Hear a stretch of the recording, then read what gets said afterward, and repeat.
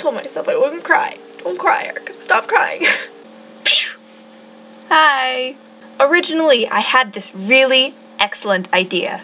To celebrate the 1-year anniversary of my trip to Scotland, I was going to make one video a day for the next 2 weeks to celebrate all the magical awesomeness that I felt while I was there. But then I ended up getting a job, which kind of threw a wrench into the works of that plan. And then the teacher that was the entire reason that I ended up going to Scotland passed away a few months ago. So, here's the new game plan. I'm just going to make one video today to remember Scotland. And originally I was going to take out a playbill a day and like tell you guys what my memories of that play were and how, you know, I loved the cast and stuff like that. But since plans changed, the video ideas also changed. I'm just going to talk about one memory. Something that is incredibly special to me. So a few days before we went home, it was our final performance at the Edinburgh Fringe Festival. We had just come back from our theater and we were hanging out in the common rooms of our dorms. The American High School Theater Festival supplies all of their performers with a couple pizzas at the end of their performance-y type stuff. So if you can imagine this, there's something like 20 excited theater geeks fresh off of the adrenaline high of their final show, eating pizza and drinking pop in the common room of a dorm, and they're all laughing and smiling and crying and hugging and singing and dancing and everything. And our teacher chaperones are all off to the side of the room, so everyone's kind of goofing around and not really paying attention to the teachers. Now, to get the appropriate feel for this story, you have to understand a couple things about our performances and our teacher.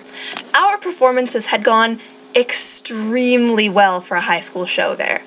We had had so many people in the audience every night, and it was such a huge blessing for us. The play we did was called Suddenly Shakespeare, which is 4 Shakespearean plays, all compressed into an hour's show. In it, yours truly played a witch in Macbeth, Antonio in The Tempest, Antonio in Twelfth Night, and I narrated Romeo and Juliet. For our last show, I decided to take kind of a character risk for the narrator role. As Romeo and Juliet's relationship self-destructed and they killed each other, I started to cry on stage. So, you know, the narrator's standing off to the side just like weeping openly, and Romeo and Juliet are dead on this pedestal.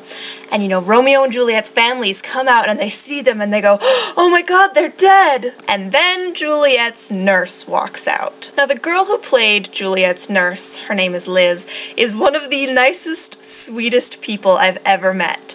And then the minute you get her on stage, she takes her personality like up here, all the way up here, like this. And the way we had Juliet's nurse played was kind of a hussy. So Juliet's nurse walks out and she's leading boobs first. Can you imagine someone coming in to grieve leading boobs first?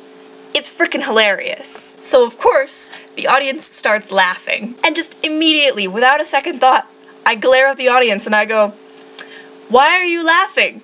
It's not funny." And now, of course, I'm saying that with like tears dripping down my face, and I'm just openly weeping, and I'm chastising the audience for laughing because I'm so sad. And all of a sudden, all hell breaks loose. The audience laughs even harder, and my castmates told me later that, you know, they were laughing too, which was especially funny when the girl who was playing Paris, who's Juliet's original guy, and then he gets killed by Romeo, and so he's laying dead on the stage. The girl who played Paris was pissing herself laughing as she's dead on stage. So after all of that, we head back to the dorms and we're all laughing and whatever. And Mr. E kind of gestures at me because he wants to talk to me. And you have to understand something about Mr. E. He was very easy to give you constructive criticism. You know, that's good, but if you do this, it'll be so much better. Very rarely does he give honest-to-God praise. But so I walk over to him, and he puts his arm around my shoulder, and he looks into my eyes, and he says to me, "Erica,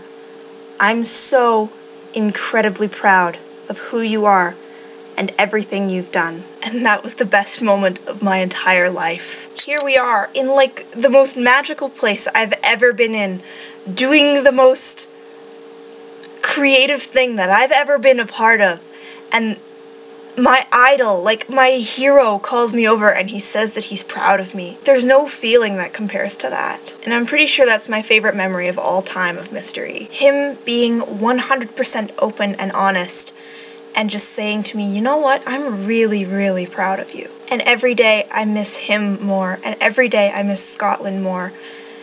And I couldn't have gone there without him. And I keep telling myself, I'm going back. I will go back to Scotland. I will have that same experience. But a part of me knows that without Mystery, it won't be the same.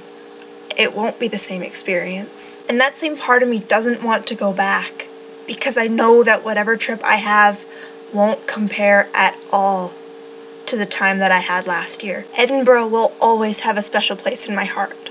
Same with Mystery. So thank you so much, Mystery, for introducing me to some of the most important people in my life, and being a crazy old man, and telling me that you were proud of me and everything, because without you, I know that I wouldn't be who I am today. So from the bottom of my heart, and on behalf of all the Suddenly Shakespeare 2011 crew and cast, thank you so much for giving us this opportunity. There won't be a day for the rest of my life when I don't think about Edinburgh or you or the memories that I made there. Thank you for being a part of my life. Even if it was only for 3 years, they were the best of my life. Thank you so much, Mystery.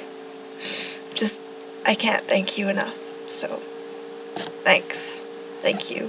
Thank you, thank you, thank you, thank you, thank you. Bye.